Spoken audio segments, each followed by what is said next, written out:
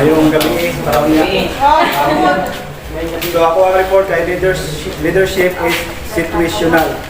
Leadership styles change from group to group and from situation to situation. So kani daw ang kanang natay ang leader, halimbawa ang grupo ninyo, group to group, tapos kanang dili magasinabtanay kanang group, and sa pangapila ka to halimbawa teacher. So kanang halimbawa teacher, halimbawa ako, teacher.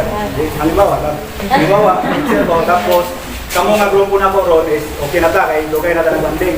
Tapos next year is nanapoy ba ko nga kanang student. So mag-adjust na po ko kung palitan ta mo kung saan ta mo ba kanang kuan. Ako naman mo sa akong pananaw. So mao na ang meaning sa situation to situation na po. O ganong karon buutan mo, halimbawa next year na po mga dungol to sila. O dungol mo karon sila buutan. Wala na ba mag-adjust ko kung ako ang leader. So exercising strong directive power provides effective leadership when the group lacks sense in direction or purpose. So halimbawa na ay grupo nga kanang halimbawa nag-away-away ana. So ikaw nga leader, ikaw ana ang mag-lead sa ilaha nga dili sila mag-inuna kay ikaw man ang leader. So ay pulo imong leader kung ikaw mismo mag-ulo-ulo sa kabuhang. Wala na.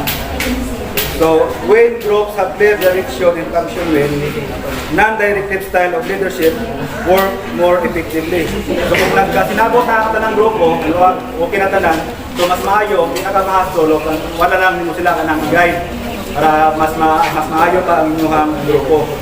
Groups sometimes need reorientation. So, usahay, need nato sa grupo mag-i-orient sila usahay. Usahay, nabi kayo mga kauban ng mga dungol, dili yun maminaw na. So, ikaw nga leader, ikaw mag-advise sa ilaha nga usahay, pa-remind sa ilaha ang ilang buhaton as a member.